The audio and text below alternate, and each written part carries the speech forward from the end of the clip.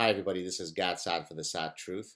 The scientific method is an extraordinarily powerful framework for understanding the world around us. It offers us a set of epistemological tools to test endless possible hypotheses. So, if I have a hypothesis that I'd like to examine, I can think of the data that is required for the testing of the hypothesis, go out, collect the data, analyze the data, and then arrive at some appropriate conclusion. And so, whether you are a social or natural scientist in endless possible disciplines, as long as you are adhering to the scientific method, then you are engaging in science. Now, contrast this to postmodernism, which is a movement that uh, developed about 40 plus years ago via some French, quote, intellectuals. Some of these gentlemen include Jacques Derrida, Jacques Lacan, Michel Foucault. And so basically, they argued that everything is subjective. There's no objectivity. Science is one of many different ways of knowing. It shouldn't hold a privileged position at the pantheon of epistemologies. And so it has been rightly coined as an anti-science movement, precisely because it rejects science as the way of seeking to uncover truths in the world. Uh, so now let's move on to a personal anecdote of relevance to this conversation.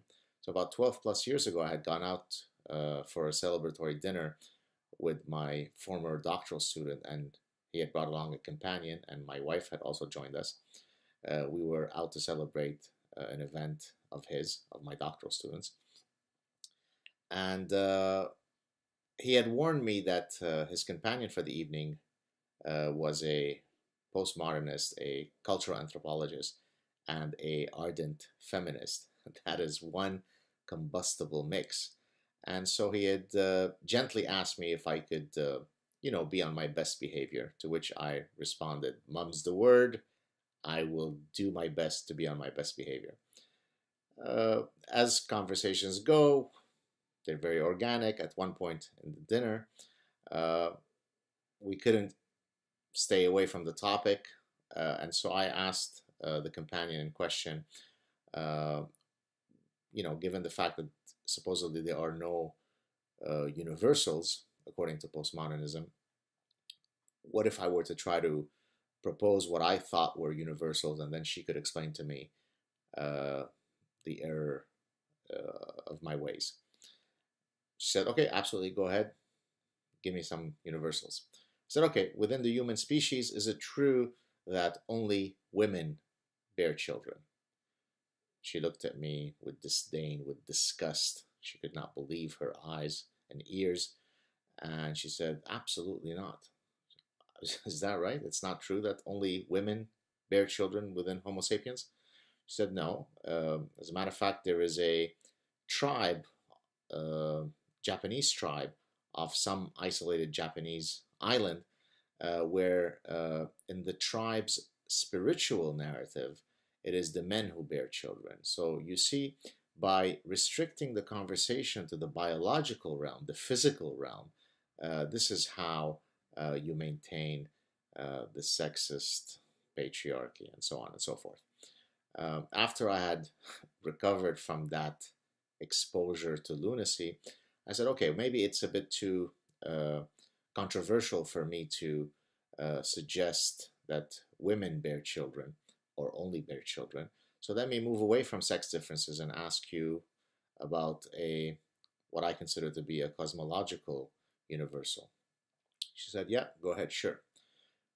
"Okay, is it true that from anywhere on Earth, so from the vantage point of a human on Earth, for example, sailors, when they are sailing the seas, they can rely on the fact that the sun rises in the east and sets in the west? Is that not a universal?"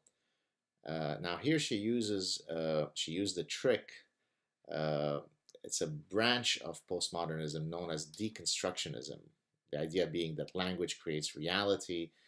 People can deconstruct language to mean different things. And so she says, "Well, what do you mean by east or west? What do you mean by the sun?" that would, now these are her exact words, that which you call the sun, I call dancing hyena. I said, okay, fair enough. So if we were to go down south, and if I don't put on my dancing hyena lotion on my skin, I might get a dancing hyena burn. So we could still agree that we are talking about the same reality. To which she sort of dismissively said, well, I won't engage in these types of games with labels. And that put pretty much an end to the conversation. Now, you might be thinking that this is an isolated example of delusional lunacy. It isn't. I've read or attempted to read many postmodernist texts, and they're all filled with nothing but gibberish.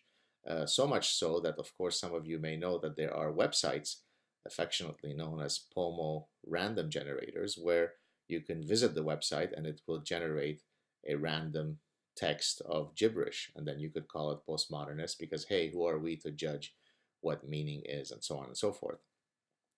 Alan Sokal is a famous French physicist, and he became particularly famous for the hoax that I'm about to describe next. He decided several years ago to generate a rather nonsensical essay using all the postmodernist jargon, and he sent it off to a postmodernist journal, academic journal. And guess what? It was accepted. And at that point, he had to come clean and say, oh, sorry guys, I played a hoax on you. Now, you would think that that would serve as a devastating blow to the postmodernist enterprise, but apparently it didn't, because many postmodernists could then argue, hey, this only proves our point. You see, he may have generated this as random gibberish, but the people who read it, who evaluated it, were able to extract meaning from it. So you see, there you go. All is relative. So that's a lot of crazy talk. It upsets me to see these types of movements having flourished within the universities, because ultimately, irrespective of what discipline you're interested in, you'd like to think that people in university are trying to, using their own particular interests, to better understand the world around us. And the reality is that postmodernism completely is an inversion of reality. It makes a mockery of reason, and it has polluted the minds of endless number of students who are very influential, who have very malleable brains. And so I'm happy to report that in general, it is a strand of, quote, intellectual thought that is on its way out. On that note, I hope that you'll tune back in. Please subscribe to the channel if you haven't done so already. Tell your friends about it. Talk to you soon. Ciao.